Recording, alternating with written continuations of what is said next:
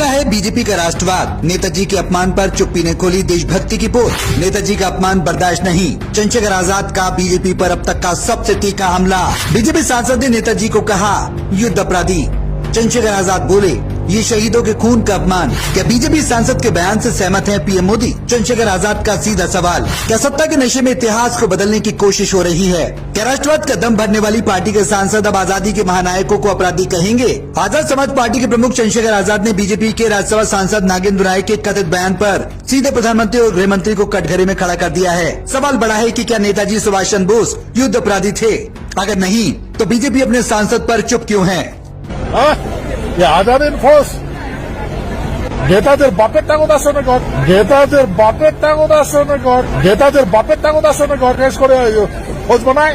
সব ভারত ব্রিটিশের সৈন্যটা, ব্রিটিশের সৈন্য বলছো শোনো, ব্রিটিশের সৈন্যকে জার্মান নিয়ে গেছে বন্দি বানায়, আর সেই জার্মানে নেতাজিকে দিছে, আর নেতাজি সেটাকে অপব্যবহার করেছে, আর নেতাজি সেটাকে অপব্যবহার করেছে, আর নেতাজি সেটাকে অপব্যবহার করেছে।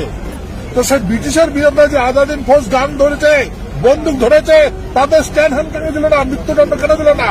তাদের শাস্তি দিল কেন?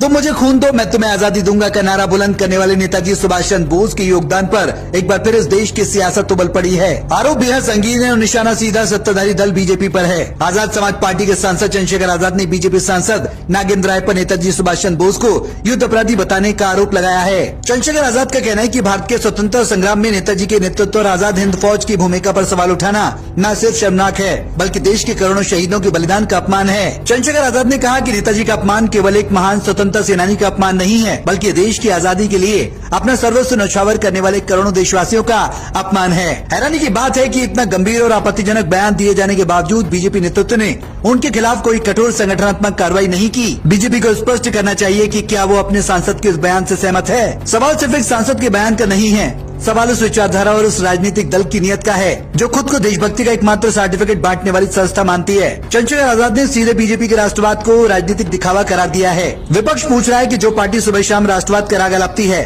वो नेताजी को युद्ध अपराधी कहे जाने पर खामोश क्यों है? क्या चुनावी रैलियों में नेताजी का नाम सिर्फ वोट बटोरने के लिए लिया जाता है? इतिहास गवाह है कि आजाद हिंद फौज के योगदान को किसी भी राजनीतिक दल की सुविधा के अनुसार मिटाया या बदला नहीं जा सकता। आइए इतिहास के उन पन्नों को पलटते हैं जिन्हें बदलने की जरूरत आज की राजनीति कर रही है। जब देश गुलामी की जंजीरों में जकड़ा था तब नेताजी ने देश से बाहर जाकर आजाद हिंद फौज खड़ी की, अंग्रेजों की आंखों में आंखें डालकर जंग लड़ी। लाल किले में जब आईएनए के वीरों पर मुकदमा चला तो पूरे देश एक सुर में खड़ा हो गया था। आज उसी फौज और उसी महानायक पर दुरुपयोग का आरोप लगाया जा रहा है। चंद्रशेखर आजाद का ये सवाल बेहद वाजिब है कि इतिहास को तोड़